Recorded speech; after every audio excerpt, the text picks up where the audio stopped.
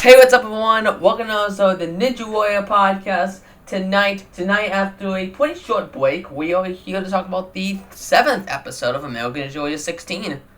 Yeah, I mean, congrats to us, man. Like, we actually were able to get through and record this in a decent amount of time the last time. Yeah, I don't know when this video is actually going to come out. What I'm hoping is I'm able to get edited through tomorrow, and then, so we upload it for Tuesday, so that way we're not that far behind. But I don't know what's gonna happen here. We're in this really tight place where Vegas is airing tomorrow as of recording this.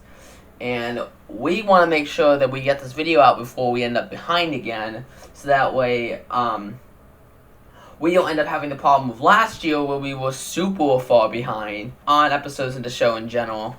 But the first thing I want to talk about to you guys is, related to the episode for sure, but actually getting a copy of this episode. Oh, yeah. Like, are you gonna start with those two topics? Yeah, I want to, because I think it'd be best to get them out of the way. So first off is getting a hold of this episode. So the way we usually do this is that I download torrents from pirated sites. Don't at me. But the torrent that I could find for this episode was only half of it. It's only the 45-minute version that included only the third round of the semis. I don't know why this was even produced or put on the internet, because it was aired as a 2-hour block with both rounds in it, and I couldn't find that. That is kind of weird, actually. I mean, I know I heard about this, but it is just that weird. Yeah, because it was not aired on TV in that way.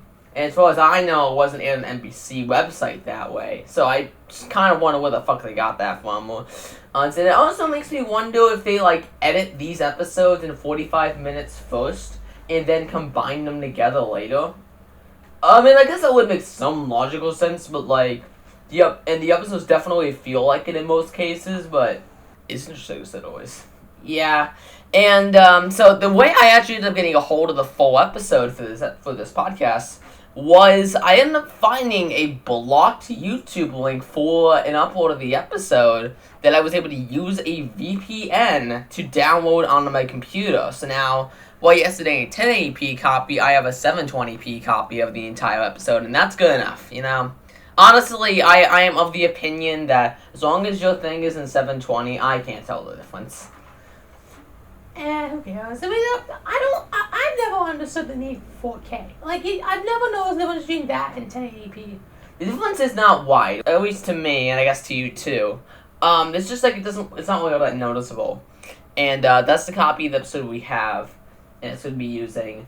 The main thing to, and the second thing I want to go into is, heavy spoilers. And, honestly, if you guys have not seen this episode, or, don't know what we're about to bring up, I would recommend skipping this part, because we're going to be discussing something that we should not know, but they told us anyway, and we're just trying to get the word out there about it. But if you guys don't know the spoilerific thing that was revealed during this episode, this very stupid thing, and I mean very stupid, you guys don't only know what it is, I would recommend skipping to the time code on screen, because we're going to be discussing it, and goddamn it will ruin the entire season.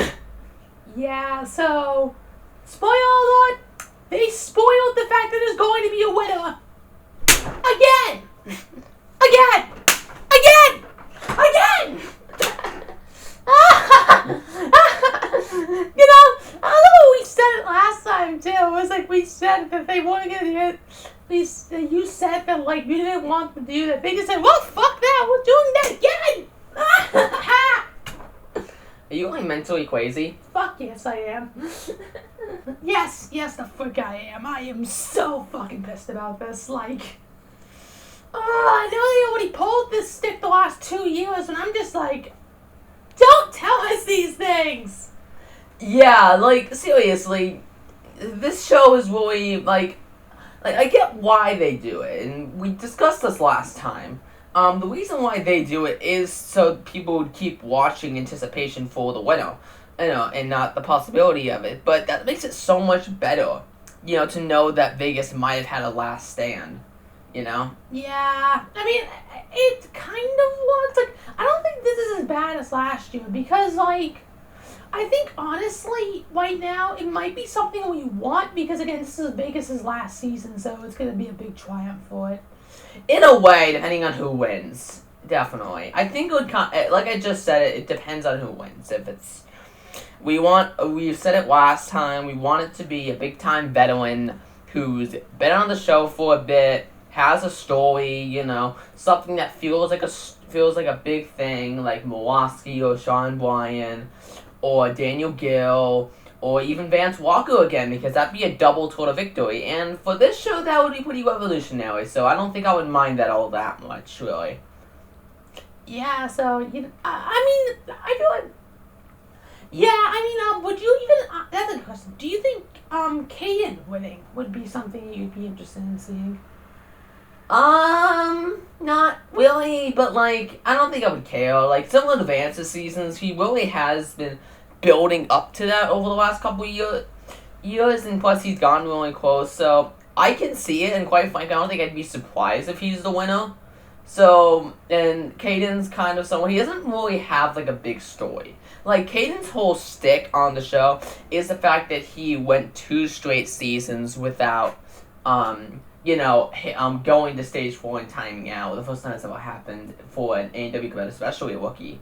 So that's really the only thing he's really known for. And unlike Vance, he really hasn't had something that kicks him off aside from that. Vance has a cerebral palsy and all that shit, and no, I don't care about that. It doesn't really matter. But I'm saying, he doesn't necessarily have something that sticks out about him. Vance, 2-time Ninja Warrior Junior champion, did super well in his first season. He's someone that I would watch out for, naturally speaking. Even if Caden was 2nd place in Ninja Warrior Junior Season 2, and overall has been someone to, go super far. It never really felt natural to me that he's done this well for the last 2 years. It kind of just felt like he did that well because of the weight seasons, how much easier it's been. And I'm not denying Caden's skills, I'm just saying the way the show designs its courses in the newer seasons makes it feel that way. Yeah, it's a way of putting it, because, I think you actually, kind of just said it, why both Vance's and why a win from Caden wouldn't feel as good right now. Because it doesn't feel like they earned it. And yeah, they kind of did, but it just kind of feels like they didn't, It feels like because of the era they came onto the show, they were kind of given a freebie, Yeah, don't make them as they used to. That's not how this works, though. These ninjas are still as good as the older veterans. It's just that, as the older veterans were in their heyday, it's just that, they're just given so much of an easier course. It would be cool to see them, do these seasons 8 through 10 stage 3, and, just see how they do on it, because I'd be really curious about that.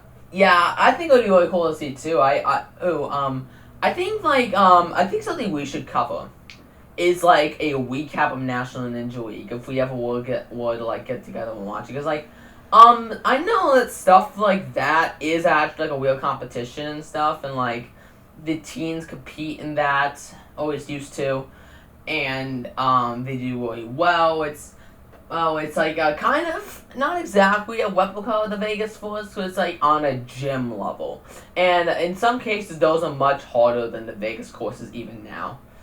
Yeah. I can see that. I feel we've always debated covering National Ninja League so that way we can cover stuff throughout the year. And we were just we don't really have the time to get together that often throughout the year. And I think honestly we kind of just gotta hit the stride and maybe in the next year we might get together and cover stuff like that. It's really weird. It's difficult to say what will happen in the next year because of everything that's going to be happening to the three of us moving forward and to the show as a whole as well. Yeah, we were discussing some this similar stuff last time when we were talking about ANW 17 and the future of the show. And once again, we're gonna leave this up to debate and probably discuss it throughout the next coming weeks and give you guys an answer later. But it's just the point that let's just kind of talk about the future of ANW and the impact of things and how it's gonna keep on going. And how our channel is going to keep on going as a response to it. It is a very high discussion. We can just say that. Yeah, definitely. But I think it's time. We're 10 minutes in. Let's talk about this episode of ANW 16. Yeah, so I'm starting off with the first matchup. This was between Josh Miller and John Mack. This matchup starts off with a tragic story about John Mack's dad who committed suicide barely 2 minutes in. Yeah, can you please stop baiting your feelings, man? It's not a good thing to do with a fucking reality show. Who fucking cares? Yeah, I wanna talk about this. I was at my gym on Thursday, and there's this young kid who goes there. I'm not gonna mention names, but he's like, he told me he was, he's just like a lot younger than I am. Let's just say Ninja Junior age, that age range in terms of how you can get on that show. But this kid, was like first hearing about all the scandals that go on in ANW and how like it's a reality show and not everything that goes on it is actually like the real thing. They stage a lot of things and the show's really corporate nowadays. And he was just like shocked that was the case, and it kind of made me really reminisce to back in those days when I didn't know the show was like this. Yeah, those were the glory days when everything was shrouded in mystery and not obvious to the fucking fourth degree here. Yeah, I guess I think you look up Ninja and you hear about this shit 24/7. Oh yeah, for sure. Absolutely, you hear this stuff like that, and it's just like you can't escape it. Like you talked about last year. You kind of want to make a video about all the scandals in ANW that you know of and can find info about. I find that really peculiar. I find that really interesting that that's a topic you're considering, just in general. Yeah, the reason why we're talking about this now is just like the show really likes to bait your feelings. It likes to be all corporate about it, it stages so many different things. Yeah, I mean, I don't even know why I'm talking about this right now. I only brought it because my brain said corporate, and then my brain just thought of that. I don't know, but the point is that the show feels really corporate now, and this story about John Mack was no exception, but it wasn't awful. Oh, you didn't think it was that bad? It wasn't. I didn't think so. Because the second half of the story was about how he started training with Carson Voyles, and that helped him get over his dad who committed suicide and all that stuff. And Ninja served as an outlet for him. And it was kind of triumphant, and I think, honestly, it worked for what it was. It's just like a very small portion of redemption. Yeah, I think that's the way I'd put it. Just it's still the same typical ANW segment, but for what it is, it's not awful. That wasn't unbearable to watch. Yeah, but the race itself, it was actually really fucking close. One of the closest races we saw.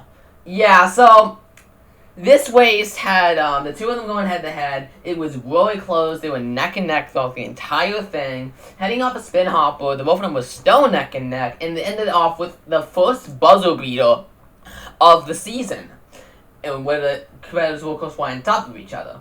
And I love two quotes from Matt and Akbar during this race. Akbar says, "Are you not entertained?" And Matt says, "This is the closest race we've seen since we started head-to-head matchups." First off, that's a lie on multiple levels, even when considering this show as a whole. Even when considering just seasons 15 and 16, there was still races that were closer than 0.8 of a second gap wise. The safety pass races, I'm pretty sure were closer than that. And I'm also pretty sure that one-off race between Elijah Browning and Roberto Gallimore was closer than that too. I might need to be corrected on it, but I'm pretty sure it was around there. Yeah, definitely. But it took us that long to get there or get a buzzer beater within a non-safety passway. So technically speaking, it does mean that this season's somewhat better than last year. Yeah, like that's gonna be a long debate we're gonna have sometime. Probably during the finale, I would think, because in that episode we'll probably talk about final opinions of the season as a whole. But, is this season better than season 15 despite all its flaws? I personally think looking at it on its own, ignoring season 15's entire existence, I think it's a lot better than season 15 in a lot of aspects. I just feel like it's more entertaining. I feel like it hits better. I just think it's a lot better pieced together than season 15. Where season 15 really felt ham-fisted and sloppy. This one, I don't know if it's just because I was expecting a bad season, but it's like kind of casually making me just a wee bit surprised it isn't as bad as I was expecting it to be. There you go. After that, we had the next matchup between Anthony Porter and Jonah Onamanago. Jonah is both of these two were training partners. For training partners, where the two of them often race and go head-to-head in training, so this was obviously what felt like a staged matchup for sure. Yeah, maybe a little bit, definitely. But, this race is actually close as well, where the two of them were neck and neck up till spin hopper, where Anthony ended up falling on the back half of it, and Jonah was able to cruise to a win. It was just, kind of a little bit surprising that Anthony's not moving on to Vegas. Yeah, definitely. Anthony was one of those people that was fully expecting to move on. So the fact that Jonah was able to beat him, yeah, you know what? We'll see what happens, even though I don't think this guy's going to go farther than stage 1. Yeah, it was just he's just some random guy, so, yeah. You got a point there. Yeah. So, anyway, after that, we had Josh Salinas versus Carson Voiles. Yeah, this was quite the cool matchup to see, even if it wasn't a fast forward. These two, we haven't seen since season 11, both of them. They were really hyping that part up, too. And, really hyping that part of their careers, too. But, quite frankly, it feels like both of these just haven't missed a beat since then, especially Salinas. Yeah, it was a pretty close matchup, with Salinas having a lead throughout most of it, but Carson trying to keep it close. Carson ended up falling on spin hopper, allowing Salinas to grab the win. He getting finishing the course under a minute, so he had one of the faster times of the night, not the fastest, but a lot of very fast times during this round, and Salinas was definitely one of them. After that, we had honestly one of the worst races of the night, quite frankly. Yeah, this one should not have been shown. Madeline Medeiros versus Karen Wilton. Yeah, this was quite the slog to watch in terms of both the segment and the race itself. Yeah, that's a way of putting it. This segment, Karen Wilton already got a segment of her neck injury and all that shit. And we got the same exact thing here. Literally no different, just same exact thing. Who cares? Who cares? Yeah, it was literally no different. There was no point in giving her a segment. And then they pasted in Madeline Medeiros, giving her a mini part of the segment as well, talking about her mom who's dealing with breast cancer. And again, I just don't care enough. And this race on its own, the race itself, it wasn't even fast. It was the slowest race I think we saw in the episode. And we got a full-on segment for it and everything. I would have definitely fast-forwarded this if I were editing it, because there was nothing interesting happening here. Yeah, I actually asked if we could just, fast-forward through it, actually just skip through it, because, quite frankly, nothing was happening. Yeah, no, it's just, this race did not need to be shown in a full one capacity. Yeah, after that, we had a fast-forward segment featuring Karen Potts and Allie Tibbetts-Woodland, where Allie fell on hopscotch and Karen ended up finishing it, moving on, though she ended up falling on a spin hopper.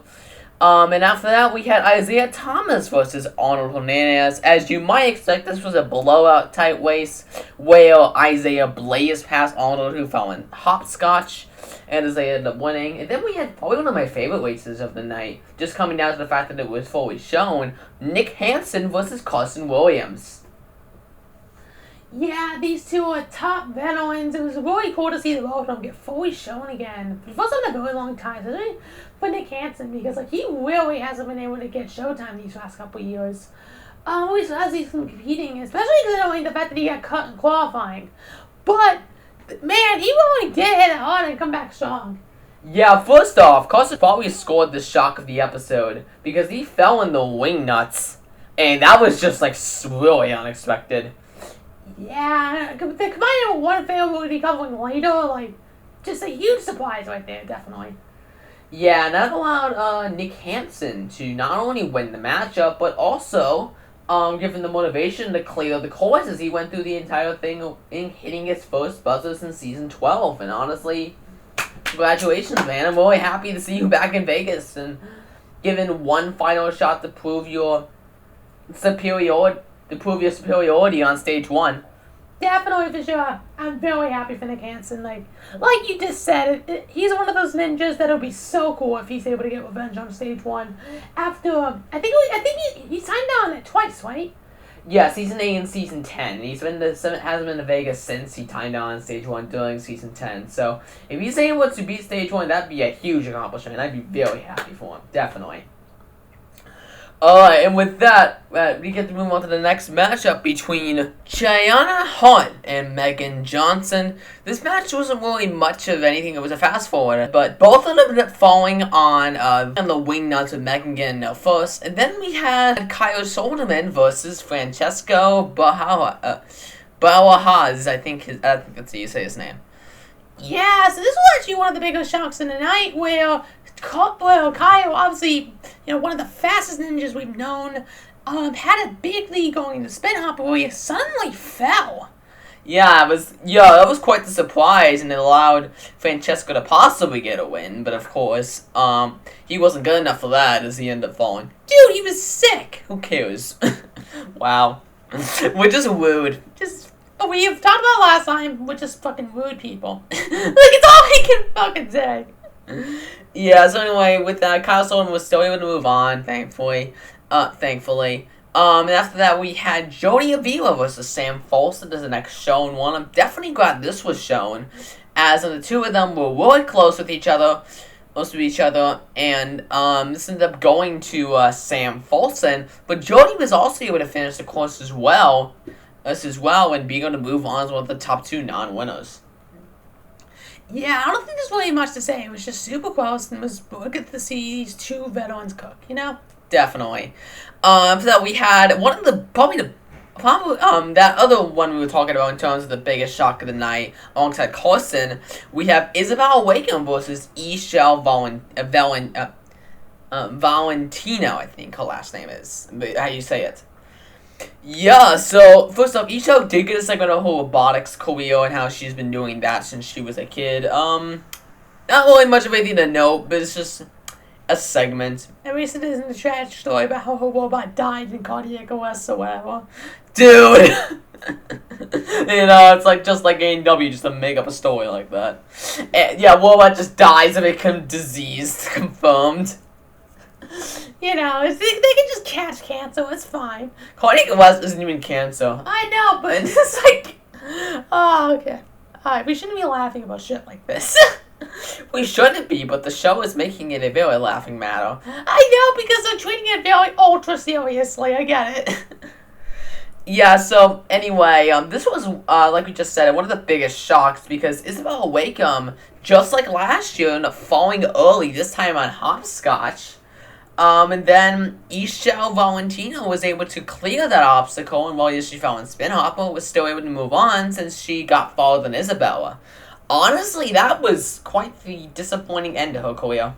Oh yeah. I mean, I think I can see her keep on competing forward, but like she'll never get a chance to beat stage 1 and all that stuff. Like I guess technically she did do it in the women's championship, but like a chance like that, like it would have been so cool to see. Yeah, absolutely. I really wish we got to see that out of her because she got so close during season 13. Like, it really did feel like that she was one of the people who was destined to do it. So now that she'll never get the chance, another chance, is very unfortunate, definitely. And that's what we've been saying all this time, with this being Vegas' last year. All these ninjas have to, it's either all or nothing. All these ninjas. Like, this is the last chance to really prove themselves on Mount Midoriyama. Yeah, even if, like, in the filming stages, that's not the case because they don't know that that's going to be the case, but, like, for us right now, that kind of is what it feels like as of watching this. Yeah. After that, we had Jonah Brown and Jonas Homer. Yeah, this race wasn't really much special, where Jonas ended up falling on the wing nuts, and Jonah ended up getting the win, hitting a buzzer. After that, we had Grant Cunningham versus Dylan Wubble, and same kind of deal here, just a race that was fast forwarded. Dylan fell on hopscotch, Grant ended up winning with a buzzer. And then we had the next shown one, a one that I'm really glad was shown as well. Kyle Solzy versus Jesus Capel. Yeah, this race is actually really cool because Kyle had an entire segment on the fact that, he hit a buzzer last year, and he's really been on a mediocre rise in the Ninja world since the start of his career. Now with a buzzer under his belt, he has a lot of confidence going in. And that confidence was definitely well warranted, as he ended up winning against Jesus, who fell in the wing nuts. In addition to that, he ended up clearing the entire course, hitting his second buzzer, and quite frankly, good on you, man. That was pretty good. Yeah, I don't think there's really much to say on this race, but I'm just glad it was shown, because you think something like this will get fast forwarded. Yeah, because the race wasn't really remarkable aside from that, but it was really good for Kyle to see him do that. Honestly, I'm excited to see how he do on stage 1. Yeah, I'd like them to get some kind of redemption on the first obstacle, and in general on stage 1, it'd be so cool to see. I think so. Yeah, after that, we had a fast forward segment featuring Daniel Gill, one of the top ninjas, facing Wiki Vu. Wiki ended up going out on hopscotch, while Gill ended up blazing past him and claiming the win. He was not fast enough to be a safety pass, but it was still a decent one. And after that, we had the final shown one of the night, that being Vance Walker versus Brigham Youngstorm. Brigham actually did get a segment about him making ice sculptures and all that, which is really funny because we literally just got Grant Cunningham in the same episode, and his entire stick is also making ice sculptures. Yeah, you can literally just call both of them the Ice Ninja. You got a point there. Yeah, but as we mentioned, Brigham is a pretty impossible challenge facing Vance Walker. And obviously Vance Walker, being Vance Walker, he blazed right past Brigham, ended up clearing with the 4th fastest time of the night. So he was not able to wait for the safety pass, surprisingly, but he was still able to win and move on. Brigham ended up going out on spin hopper. And with that right there, it's time for the safety pass matchup. Yeah, this was between John Mack and Sam Folson. It was a really close race until spin hopper. Yeah, they are. John Mack tried to do a skip, but he skipped the first spin hopper and landed on the second one. He was able to do it, but then he immediately fell as he kind of landed awkwardly with the thing rotating, and he ended up going out there, meaning he was not able to get a safety pass, but both of them still moved on, obviously. Folson has some safety in Vegas. I think that would probably serve him very well, as he definitely has an uphill battle compared to a lot of the top veterans going into it. But honestly, Folson's one of those ninjas I can see going to stage 3, weirdly enough. With this format, maybe. You know what? With such a space safety pass, I think we might see him on there. I think that's a possibility, definitely. Yeah, and with that, we are done with the 3rd semifinals. I'm ready to move on to the 4th. Do you guys have any final opinions about this round before we can move on here? I don't think so, but I did enjoy this one because, quite frankly, there were a lot of good races and a lot of good ninjas we ended up seeing. Aside from Kieran Rowland's story, quite frankly, I think it was kind of somewhat enjoyable compared to other episodes of the show. Yeah, definitely. So, yeah, with that, we have the 4th semifinal round. We'll start off with a matchup between Jaleesa Himka and Caitlin Bergstrom. Yeah, this was definitely a matchup I was anticipating, so I really wanted to see Jaleesa move on. And unfortunately, that did not happen. Why were you so excited for Jaleesa Himka of all ninjas? Because she's one of the top female rookies. Like, quite frankly, I was just... I've been really, I think because last year I got really interested in her career. Really interested in, the fact that she's, an up-and-coming rookie and all that stuff. And that she did decently well last year. It was just kind of a huge surprise. So it kind of just made me, something to look out for her more. Yeah, I guess I can see that. This was quite the close matchup with both of them falling on spin hopper. However, Caitlin got there first, so she ended up winning with Jaleesa not moving on, unfortunately. After that, we had Caleb Bookstrom versus Cowboy Hoaz. This was quite the interesting matchup. We had two top veterans from, well, one was from Ninja Jr. and the other, is now a contender to win it all, which I still don't see, but yeah. I mean, if anyone gets to stage 4, they're obviously seen as a contender. Even if, like, this is a real case to where, like, it doesn't really feel like that way. No, it doesn't, but either way, this was still quite the close matchup with the winner being Caleb Bookstrom, but Cowboy Hoaz came in. Was able to keep it close and finish with with a fast time. And finished with a fast time, meaning he was one of the top two non-winners moving on to the finals. Yeah, it was good for him. After that, we had Alex Nye versus Brendan McWilliams in a fast-forward segment which ended up going to Alex Nye. And then we had David Wright versus Jay Flores, which honestly was pretty humorous. Yeah, so they were making it think about how Jay Flores, he's the science teacher and all that stuff. We saw him in qualifying. But he ended up falling on home run, and Akbar said the famous quote, "That's not magic, that's science." Like, honestly, that was perfect. Yeah, just teaching someone who doesn't really need to be here. Definitely. With that, David White was able to win and get a buzzer. And after that, we had the next shown one, that being Owen Dyer versus Stephen Sen. Yeah, I wouldn't say this waste as much of anything. I think I would have actually fast-forwarded it personally because it wasn't really anything really. But, Owen Dyer ended up clearing while Steven fell in Spin Hopper. So yeah, that was that. And then we had probably my favorite waste we saw during the second half of this. Flip Rodriguez versus Ryan Stratus. Oh, yeah, there's a lot of contenders for that favorite waste title. Definitely, but this episode as a whole, definitely. But like this one was definitely one of my favorites because not only the matchup, but also the segment they got too. Yeah, this was quite the interesting one where we got shown ANW 3 and ANW 1 footage where we actually got to hear a dose of both Matt Eisen's commentary from back then on Flip, but also the guy from season 1 of ANW who I don't think we've ever talked about was pretty shitty in terms of commentary. Yeah, I wouldn't be surprised if we haven't heard his commentary since that season. Because he was just that bad. And those seasons are so primitive nowadays. Yeah, it was really cool to see those old footage again. Again, anytime they show those seasons again, it's in higher quality because they have higher quality clips. I really just wish they would just reproduce those old episodes, but they wouldn't.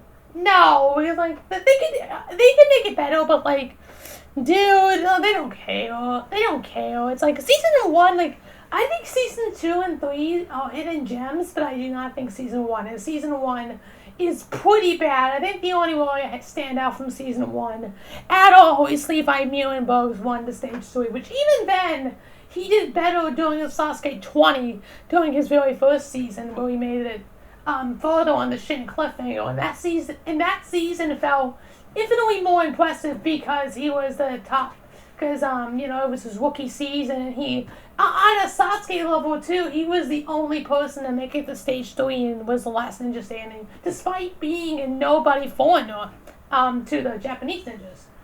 Yeah, it was quite the upset back then. Here and today, it's just really cool to see those seasons again. It was the actual matchup itself. It was really cool to see these two top veterans going head-to-head one last time. Flip ended up going past Stratus, as you probably expect. Flip ended up clearing and winning the race. While Stratus, he had a really big fight to stay in the running. Well, on Spin Hopper, he was even doing his primal scream to climb up the upper part, and he really was able to hold out and clear the course. And while yes, it was too slow to move on, what a I can't say finale because he probably will still keep on competing in 2017, but just what an end to this season. Oh yeah, man, and I mean it sucks that Stratus doesn't get another shot at Vegas, but come on, he ended his Vegas time by going back to stage 3 for the first time since season 3. I think that is the best end you can really have. I think that's a really good ending for Vegas time. Yeah, it's I think it's kind of interesting to talk about because like again, Vegas isn't coming back next year. So however everyone does during this season is their last shot. So I think it is just interesting to talk about as we keep on going here and we see more and more veterans, either don't get a shot, one final shot at Vegas, or do get that shot. Yeah, and I want to say this right now. I want Flip to win. Like, Flip's probably my top person I want to win right now because, god damn it, he's like so, like, it'd be such a cool thing for him to be able to win because, like, he has such a story on the show. Yeah, he's probably the right now he's like probably the longest competing veteran to still have a really good shot at winning.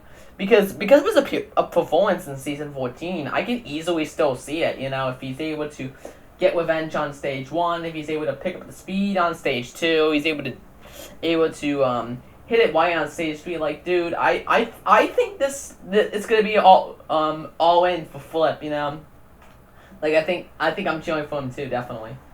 Yeah, he's one of those veterans we were just talking about that we'd love to see win. And while yes, it might seem like a pipe dream, Flip really has been upping his training, especially training with RJ Roman. Quite frankly, I could see it. We're gonna have to see what happens, but I would love to see him on stage 3, and then stage 4 and hit the $1 million. I want to see it because we've seen Flip do it, man. It's like it's now or never for him. I really want him to do it.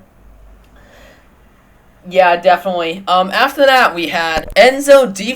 Wilson and Lenny Lopez in a fast forward segment.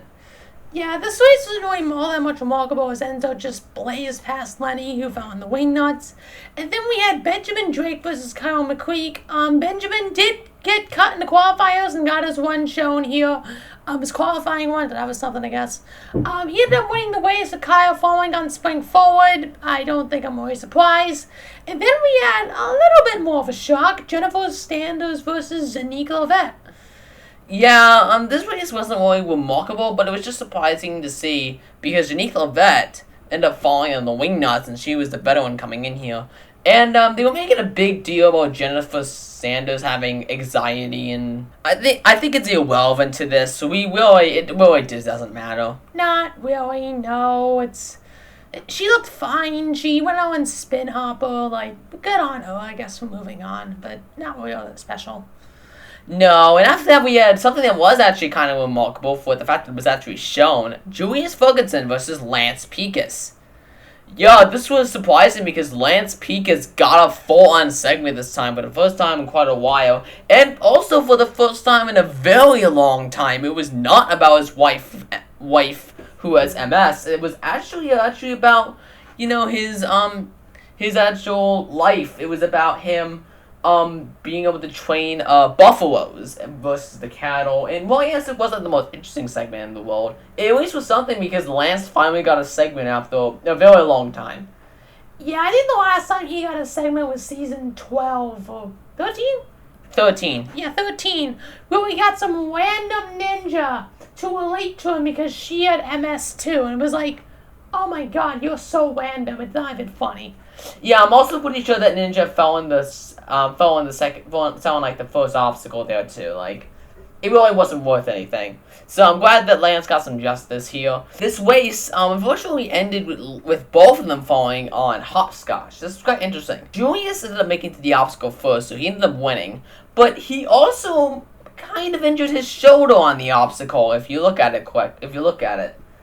Yeah, he tried to reach from one cliff to another, and he ended up like not being able to get a grip, and that meant all the weight fell on his white shoulder. He ended up going out there, and basically pulled out his shoulder because basically pulled out his shoulder or something along those lines because you could see him like being like upset and like actually looking like he was really hurting. It's something that show that brushed by and didn't even bring up, and Ninja Wiki doesn't even mention if that was the case, which is usually the case. They usually mention these things if they are actually stuff that happened. Yeah, so that would have been interesting to know about. Maybe I can find an answer about that if chance comes. But I think we'll have to see if Julius ended up moving on and still competing in Vegas. But anyway, he moved on. After that, we had Vinny Casanova versus Josiah Singleton in a fast-forward segment. This ended up going to Vinny as Josiah fell on the wingnuts. After that, we had Conor Galvin versus Jeff Loftus. This was a really good race for Conor, as Jeff ended up going out on hopscotch, and Conor ended up getting the win. And after that, we had R.J. Woman versus Bob Weiss in the next shown matchup. Yeah, I don't think this race is really all that remarkable. R.J. Woman just blazed past Bob Weiss. Weiss got one of the fastest times in the night. Not fast enough to be in the top 2 for the safety pass, but still a really good run from him. And after that, we had NASA Gallimore versus Elijah Browning. Yep, this was quite the close match. The two of them were really, like I just said, close. NASA ended up coming away with the win with Elijah right behind him. And so Elijah still was able to move on as a top non-winner. And after that, we had Anna McCarthy versus Megan Budway in a fast-forward segment.